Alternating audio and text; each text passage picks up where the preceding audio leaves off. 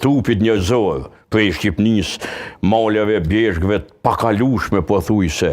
Ajo ka qenë diçka titanike të cilën populli i Kosovës sa jeta s'mundet me haru. Por, çka duhet me bërë është që për hir të tyre ta çmojmë lirinë, ta çmojmë lirinë e tjetrit mbi të gjitha, jo veç atë anën egoiste të lirisë, sepse liria nuk më përket mua, sepse liria jame përfundon ku fillon liria e tjetrit. Prandaj duhet me çmu lirinë e shprehjes, lirinë e fjalës, lirinë me qenë ndryshe, funi fundit edhe lirinë me qenë ndryshe edhe si gjuhë, edhe si kulturë, edhe si komunitet, edhe si komunitet etnik, edhe si pakicë kulturore e tjera, tjera.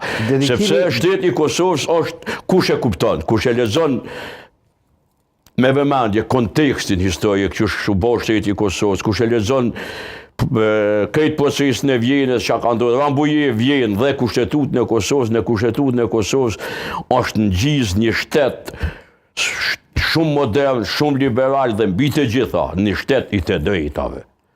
Cenimi i qoftë edhe një drejte, praktikisht e cenon çdo institucion të Republikës Kosovës. Si do duk dedikimi që Gashi ta bëri, edhe ty thot sakrificën që i ka bërë, thot jetë dedikoj, thot kjo duhet i dedikohet edhe Zotit Matoshi. Me një moment, nuk i kam këtë vetëm sa për ta komentuar një fjalë që thot një po që ishte një panelist tjetër, ose një pjesëmarrës tjetër në studio. Por e kam në një moment kur në Kosovë shpesher vendosen në pikpyetje gjëra të cilat nuk do duhet të vendoseshin asnjëherë. Edhe sikur politika ka ndërhyrë në shumë detaje, të cilat më herët nuk kanë qenë të kontestueshme, po që kështu veprimtaria e luftës, sakrifica e luftës. Nuk po flas vetëm tek politikanë, edhe tek ata cilët kanë kontribuar në mënyrë direkte ose indirekte. Dhe kjo e ka sjellë një lloj polarizimi. Dhe blerimi në këtë moment, unë të paktën e lexoj këtë, sikur dëshiron ta thyej atë. Edhe natyrisht thot përkundër bindjeve politike është diçka që është permanente, diçka që nuk mund të hidhet në dilema, edhe diçka që duhet gjeneratat e reja ta dinë se kush dhe çfarë ka bërë. Kushtim çështja e sakrificës dhe luftës shërimtare edhe e viktimave edhe civile natyrisht, sepse ne kemi qenë popull pa shtet dhe pa ushtri të rregullt. Kuptohet që civil, madje edhe gratë e nana tona u dasht me marrë pjesë në luftë në mënyrë direkte, se u dasht me gatu, ose me u la teshat, ose me u thull çorap, ose gjempera. Populli i Kosovës s'ka marrë pjesë krejt në luftë.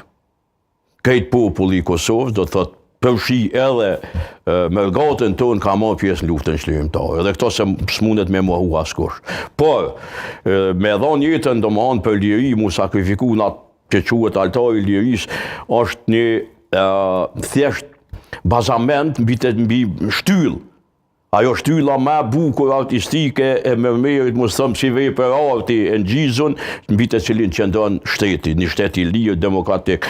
Prandaj duhet njerëzit që kujtojnë, ka erdhur deri këtu, duhet të jenë kujdestar vazhdueshëm se si po funksionon shteti. A thu dikush është i palumtun, a thu dikujt po i bëhet e padrejt, a thu dikush pejcenohet ndonjë drejt, a thu pensionistat, a thu fëmijët, nanat, a thu çmutit që s'kan banat me ble, a thu pejcenohet dikujt një drejt juridike në gjykat, a thu pejcenohet dikujt një drejt etnike ose drejt e njeriut. Prandaj demokraci është kogjo e thash më herët, o kogjo sport Tiranë, sidoqoftë, janarit e shqiptarët kushtim masi përshfryzoj tash rasin jemi këtu në janar, edhe kemi këtë shenjën e gjenocidit, shqiptarëve ka marrë shumë.